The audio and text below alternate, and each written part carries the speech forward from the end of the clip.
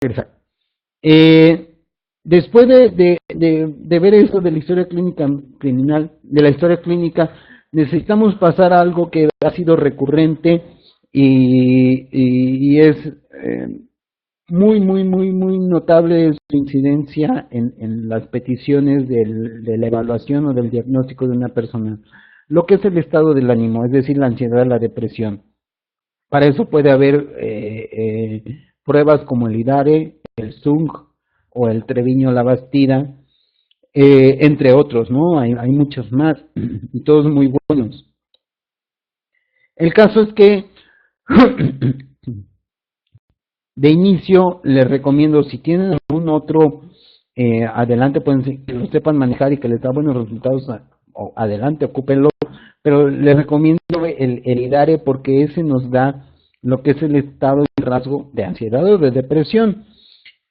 Estado es como habitualmente, digo, rasgo es como ha manifestado habitualmente a lo largo de su vida, y el estado es cómo se encuentra justo en ese momento. Por tanto, al hacer esa evaluación, al hacer el diagnóstico, que es algo que nos piden mucho, el estado del ánimo, es importante aclarar cómo ha sido el estado del ánimo, los rasgos del estado del ánimo de esa persona y cómo se encuentra en determinado momento y qué significa, qué importancia tiene esa discrepancia o no en los puntajes, porque a lo mejor puede haber una discrepancia positiva, una negativa, que quiere decir que se ha movido hacia la ansiedad o hacia la depresión y es un movimiento significativo, lo cual quiere decir que la conducta o el hecho en cuestión fue de alto impacto. ¿Y qué tan severo puede ser ese impacto, no? Entonces, al hacer ese diagnóstico, nos tenemos que poner bien vivos para poder hacerlo de manera efectiva. Por eso les recomiendo el IDARE, no es el único, les digo, y así. Ya que tenemos esto, ya que hicimos aparato mental, ya que hicimos historia clínica, ya que hicimos lo del estado del ánimo, vamos a empezar, entre otros elementos como la queja, que eso, les digo, va más hacia la parte terapéutica, pero que nos puede orientar, es decir, un poco de sensibilidad en la parte terapéutica, nos puede orientar hacia dónde está el asunto.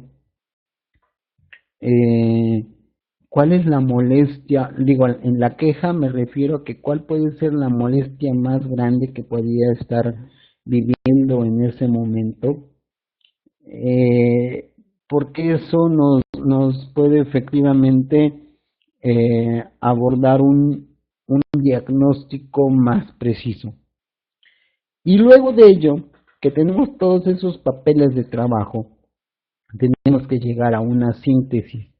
Esa síntesis, sin embargo, digo, sin lugar a dudas, va a estar reflejado en una hoja que resulta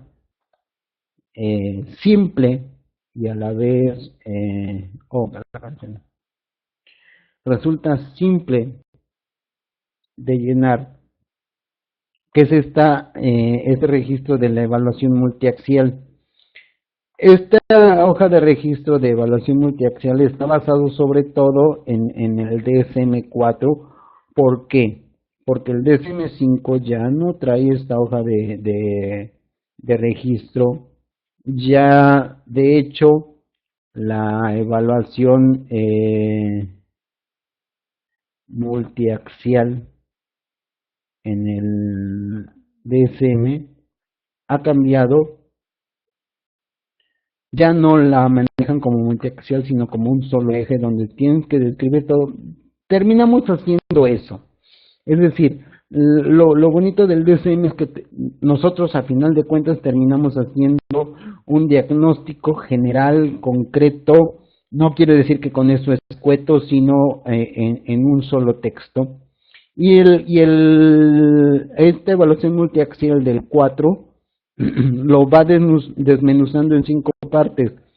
Yo sugiero siempre pasar por aquí, y mi recomendación es pasar necesariamente por aquí, porque nos va a clarificar los temas que tenemos que diagnosticar.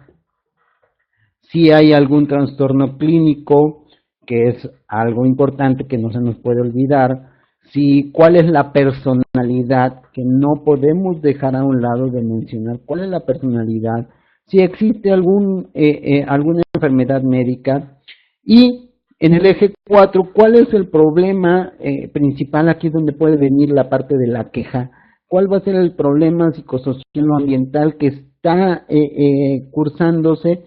Y obviamente llegamos al eje 5, a la conclusión de nuestro diagnóstico, que son las evaluaciones de la actividad global, de la actividad relacional y de la actividad sociolaboral.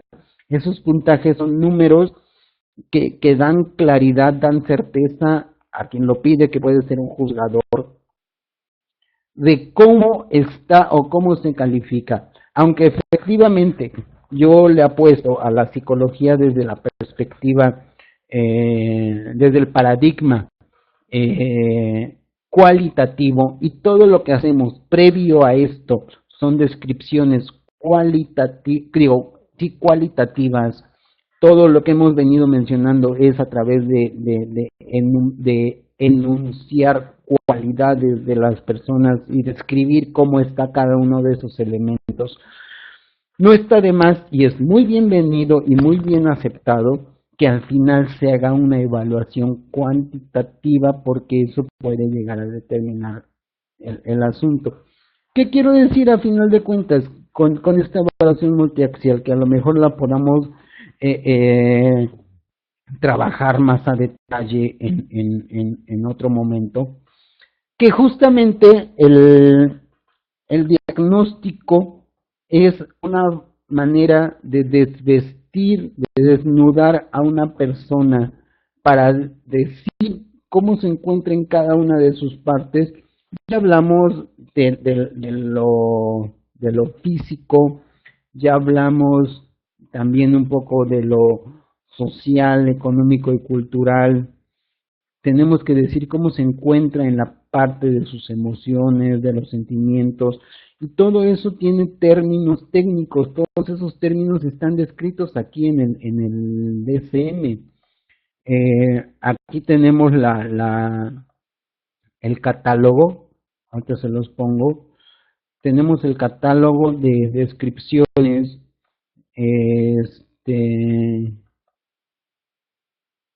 con una, perdón, con una,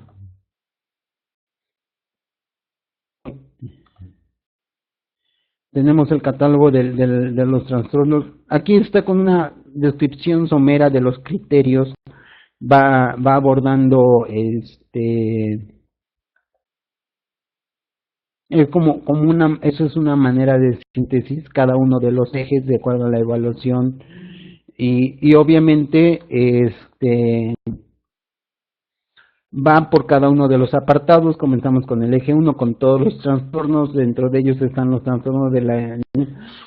Por ejemplo, al hacer el diagnóstico, vamos viendo todo lo que hemos encontrado en el aparato mental, en la historia clínica, en los estados del ánimo, y todo ello se concreta a algo que le llamamos un síndrome. Ya lo habíamos mencionado en algún momento en otra sesión. Ese síndrome es una constelación de signos y síntomas que manifiesta una persona, y ese síndrome particular, único, que incluye cómo ve las cosas, cómo piensa, cómo siente, cómo actúa, principalmente eso, ¿no? Cómo está funcionando su aparato cognitivo, su aparato mental, cómo está funcionando su cuerpo, cómo va su vida en lo emocional, en su sentido de vida, en lo académico, en lo económico. todo eso es parte, y acabo de mencionar muchos elementos: la cognición, la salud física, la cultura, la economía, la perspectiva de vida, lo académico, lo económico, el sentido de vida, este, sus, voy a decir el término que no es el correcto, sus perversiones, aficiones, gustos, todo esto, todas estas expresiones comportamentales son signos y síntomas que también se incluyen en una queja. Esa queja, con esos signos y síntomas, forman un síndrome. Y ese síndrome particular, único y exclusivo de esa persona, tiene un nombre. Ese nombre, se los aseguro, aparece aquí en el DSM. El decir trastorno no quiere decir enfermedad, sino es solamente la categorización de las condiciones. ¿Por qué nos remitimos al DSM? Porque es la forma más aceptada a nivel internacional y a nivel nacional, en lo legal, en lo administrativo, en salud. Es la descripción más concreta, ya es la síntesis, y no solo esto. Por eso en la evaluación multiaxial abordamos diferentes elementos. Por eso les digo que tenemos que pasar por aquí como una hoja de trabajo, como una forma de diagnóstico, donde vamos a ir, por ejemplo, aquí en el trastorno 1, todos los elementos que están descritos aquí. No quiere decir que vamos a poner todos, sino que vamos a poner de ese síndrome del que les estoy hablando, cuál es el nombre que se ajusta por los criterios que cumple. Y ya tenemos un primer diagnóstico. Después tenemos la personalidad, que es decir, cómo es esa persona, cómo es ese individuo, si hay alguna enfermedad médica que pudiera estar en esto, qué problemas socioambientales está cursando y qué calificación se le da por todo eso que esté haciendo. Esa es la forma de elaborar el diagnóstico. ¿Qué además que vamos a incluir? ¿Cómo siente? ¿Qué siente? Está lo de la familia. El diagnóstico puede ser, se tiene que dar el contexto, el tipo de familia en el que vive, la escolaridad, todo lo que vimos en la historia clínica. En conjunción, todo esto se arma en un solo texto, se sintetiza, dejamos a un lado nuestros paradigmas, dejamos a un lado nuestros fundamentos teóricos y demás, nuestros razonamientos, para sintetizarlo en términos técnicos, pero nosotros sabemos que atrás tenemos un bagaje, tenemos un backup que nos respalda justamente nuestro dicho. Todos esos conocimientos no quiere decir que no importan, al hacerlos a un lado quiere decir que los vamos a dejar en resguardo, porque solamente van a ser el sustento. Si nosotros nos metimos desde el punto de vista psicoanalítico para aplicar un test proyectivo que nos va a dar descripción de cómo se comporta, porque los test descriptivos también juegan un papel importante, pero como para entender qué es lo que sucede. No vamos a irnos hacia ellos de una manera tan arrebatada para incluirlos en un diagnóstico o en un dictamen, porque nos los pueden echar abajo. Pero al hacer el diagnóstico sí podemos hacer el uso de estos test proyectivos, que nos describirán, nos ilustrarán en cómo está funcionando en algunos aspectos, ah, que nos hablarán de la persona. Lo que queremos hacer en el diagnóstico es hablar sobre esta persona. Eh, no abordo mucho esto del DSM porque implicaría agotar mucho tiempo. Preferiría tener una sesión para ir hablando poco a poco al respecto de esto. Pero no hay que dejarlo a un lado, porque esa es la definición, a fin de cuentas, va a ser la definición concreta de de lo que se encuentra. Por cierto, en este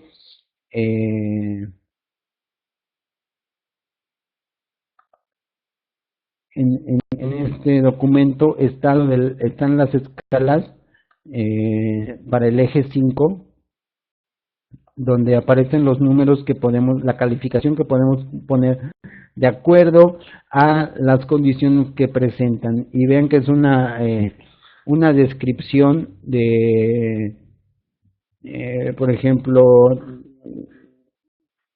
trastornos de agentes estresantes en lo psicosocial, como dificultad para concentrarse después de una discusión familiar, que se explica por la familia monoparental de 3 mujeres quienes constantemente están siendo acosadas por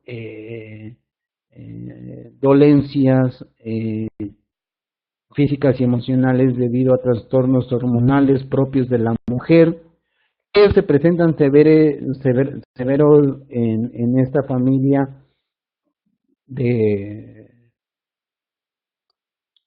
en condiciones de que la dispareunia es importante en las 3, es decir, que son 3 mujeres que viven juntas, que tienen dolores en su durante durante y post menstruales, y con cambios hormonales muy fuertes que obviamente sabemos que les cambia mucho el estado del ánimo, y que las 3 coinciden en que presentan esa condición de molestias importantes, significativas e importantes, y que cuando se conjuntan es un caos ahí, se avientan todo, y eso les genera mucho estrés, y por tanto después de eso viven en un ambiente familiar muy tenso, y por lo mismo se les pone una calificación. Esa es la explicación, ese es el diagnóstico en la parte emocional. Y ahora me viene a la mente llegar a la parte terapéutica, que cuando se hace un diagnóstico se trata de encaminar hacia dónde pudiera estar eh, no un problema, una dificultad. ¿Por qué problema no? Porque un problema es un asunto sin solución. En cambio, una dificultad es solamente una poca capacidad de maniobra ante una situación, pero quiere decir que tiene un sentido optimista de que se puede resolver. ¿Me explico? En cambio, el problema no. Entonces se busca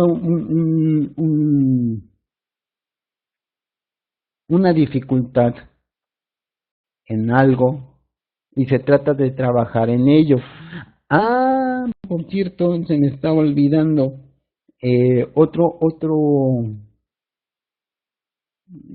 otro test importante para manejar y que nos va a dar elementos descriptivos, es el TPG, el test psicodiagnóstico Gestalt, y el FIRO B. El TPG nos va a dar, ya saben, del ciclo de la experiencia de la Gestalt, cómo vive, cuáles son sus bloqueos,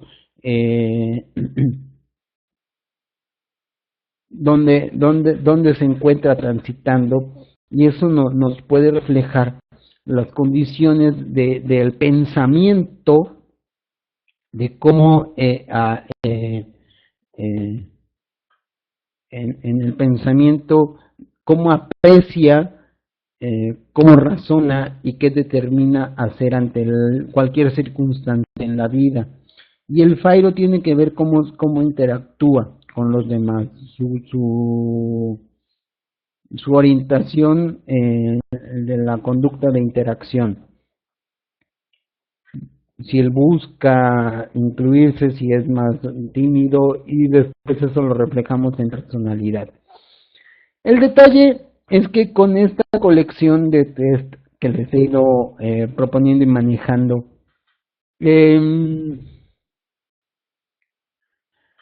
tenemos una información sobre cómo se comporta esa persona, qué le duele, qué no le duele, cómo maneja los estímulos, cómo maneja las respuestas, cómo ve el mundo, qué siente, qué no siente. Y todo eso al describirlo es hacer un diagnóstico. Ese diagnóstico sirve para encontrar un malestar en la parte terapéutica.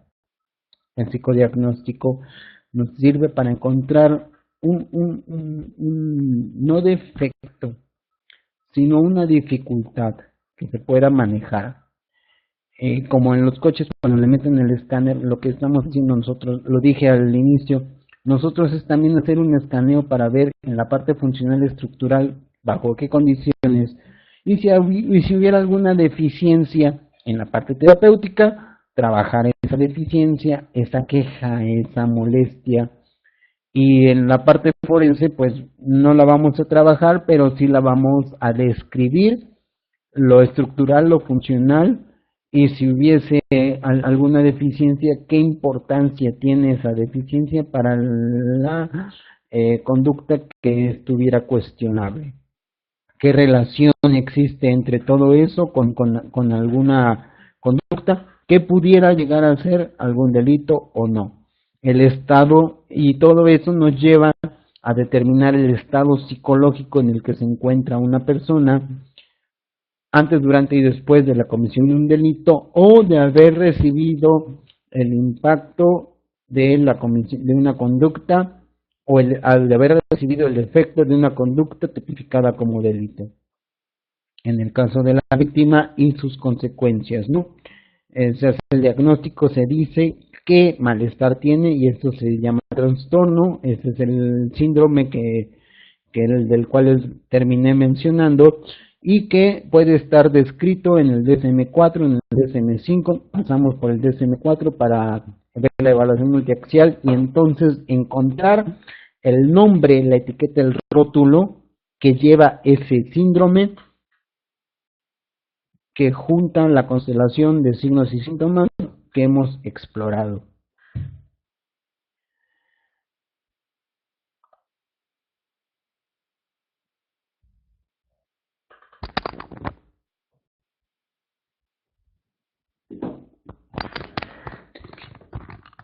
Estimado público, de esta manera vamos concluyendo la sesión.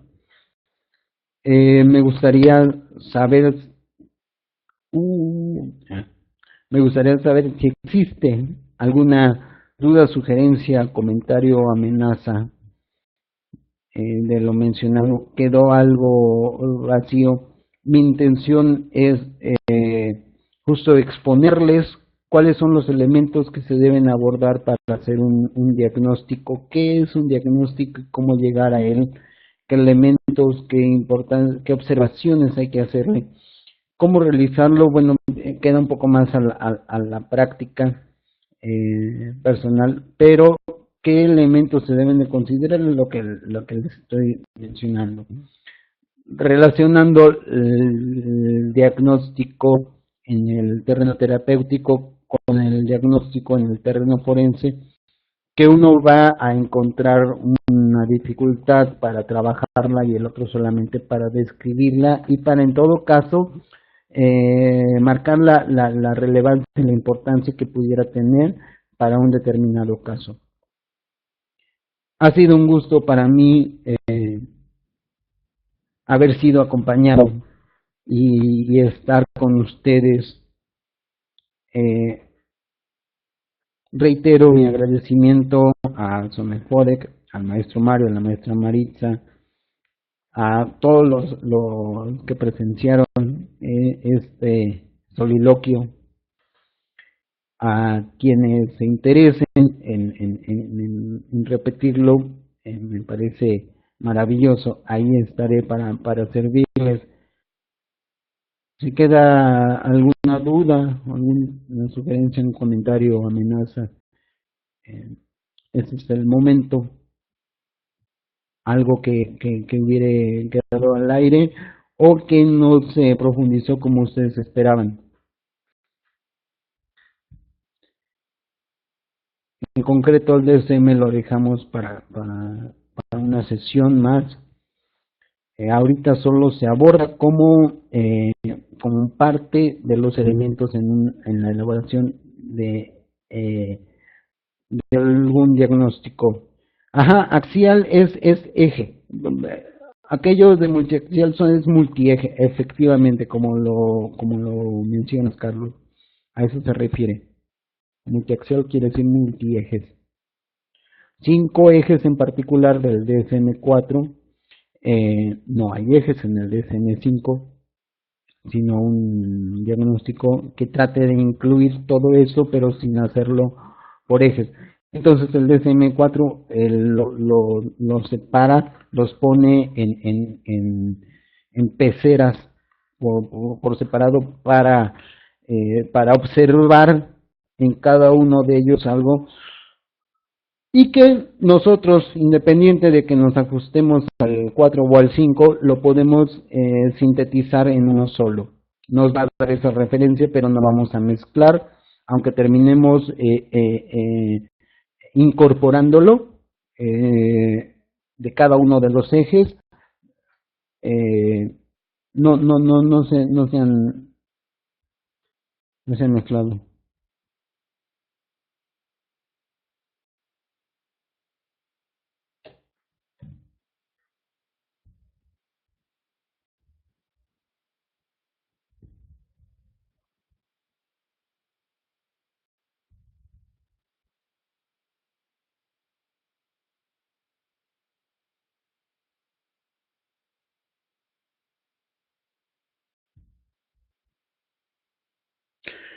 Claro, están en la plataforma, quedan en la plataforma del diplomado. Todos están disponibles para descarga. Déjenme ver cuántos son. 1, 2, 3, 4, 5, 6, 7, 8, 9. Los 9 archivos están disponibles para descarga. Les reitero, están en la plataforma. Y con gusto los comparto para que ustedes los, los analicen, los revisen, los mastiquen. Como dice Buda, no asumas nada de lo que yo digo sin haberlo masticado con tus propias palabras. De aquí sácale el jugo, sácale el provecho que te sirva. Ocúpalo como un agregado para enriquecer tu repertorio, y de igual manera lo que te sirva, lo que no, tú eliges qué es lo que te funciona, que eso es lo importante, ¿no? Eh, pues efectivamente, sin más, yo les dejo un muy cordial saludo, un agradecimiento por su presencia, por su participación. Eh, es un gusto, es un honor, y me complace mucho estar aquí. Mi, mi misión, siento, es compartir y generar con ustedes, y me satisface mucho que estén en busca de enriquecerse, ¿no? Con el conocimiento. Somos cohabitantes de esta sociedad de conocimiento, y esa es la que debemos rescatar y hacerla más grande. Les doy un saludo y nos vemos en la próxima. Hasta luego.